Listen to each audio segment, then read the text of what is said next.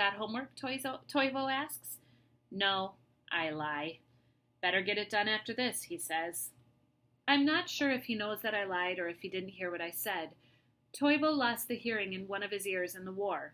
He wears a hearing aid to help, but it malfunctions all the time, and he says the VA won't buy him a new one. Well, I do have to come up with a STEM project, I say. Gotta keep the grades up, he adds. He pinches the cigarette from his lips and snuffs it out in an ashtray on the table. I got another letter from Children's Protective Services today, he adds, and your Gramps left a message on the phone. I tear ferociously at the turkey feathers. Gramps and Children's Protective Services are on Toivo's tail all the time.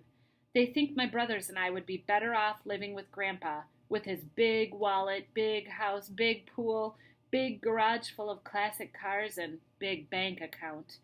They don't call Gramps Big John for nothing. I guess I better come up with something good then, I say. If I get an F, it'll just be more fodder for Grandpa to target Toivo. If Mom were here, she'd have sorted this out in no time.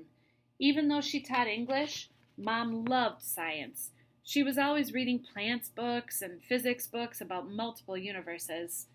When I let myself dwell on Mom and baby Maddie being gone, I can't breathe. My lungs feel as though they're the size of maple tree seeds.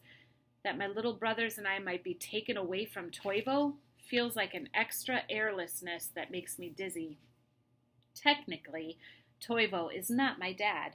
My father is long gone. I don't even know where he is, and I can't remember ever knowing him. I was a baby when he took off.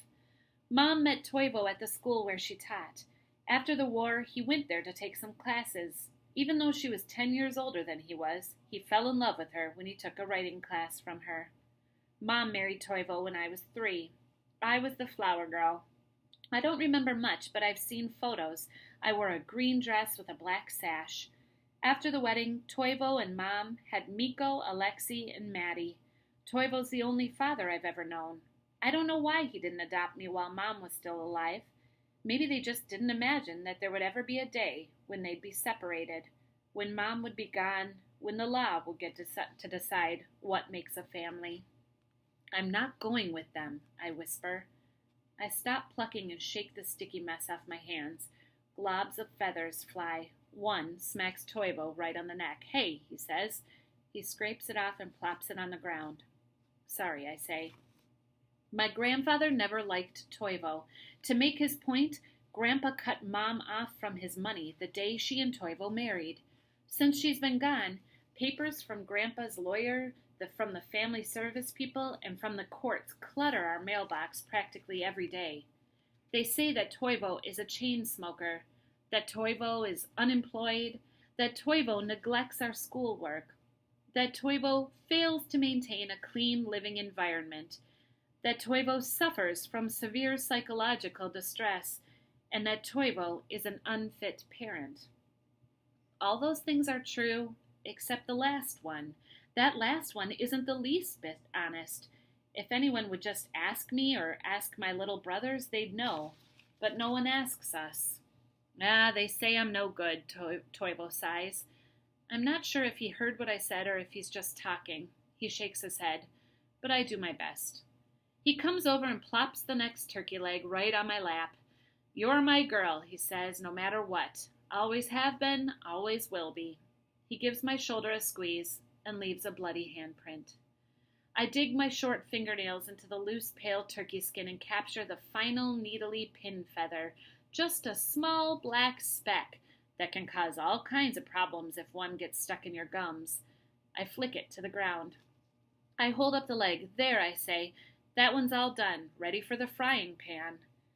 I do enjoy fried turkey skin, he says quietly. Your mom could sure fry up a turkey leg. He turns and looks at me. Toivo's got hazel eyes, the color of a bullfrog. Maddie had them too. Remember that? He asks. I remember. Butter, flour, onion, salt, hot pan. Keep it simple, she always told me about cooking.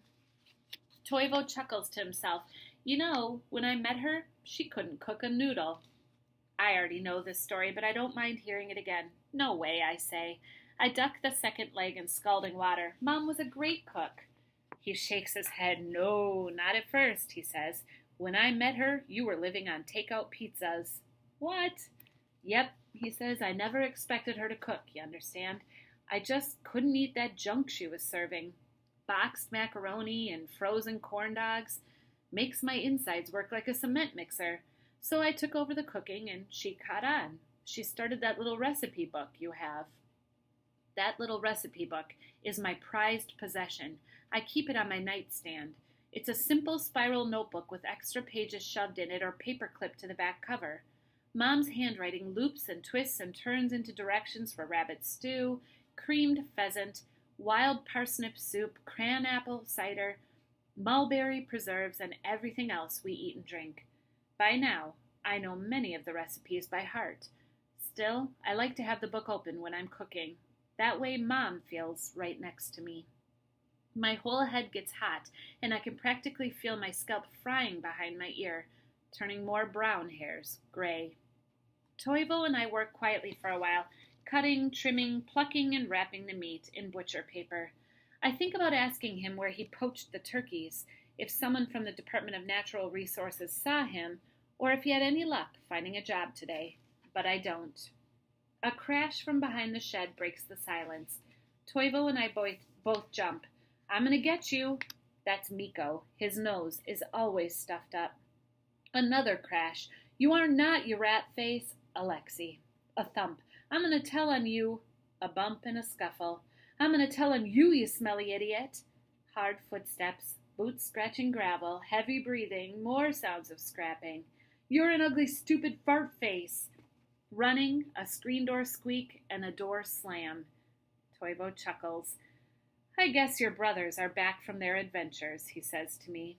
My little brothers spend a lot of time in the woods, poking sticks into mole holes, digging clams out of the stream, shaking hornet nests from tree limbs, and throwing deer poop pellets at each other. Toivo straightens his face, takes a deep breath, and roars, You boys better knock that off. His face wrinkles up with smiling. Then his face flattens and he says, Did you ask me something about a wastewater pond earlier? Nah, I say, it's nothing.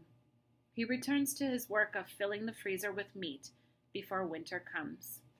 End of chapter 3.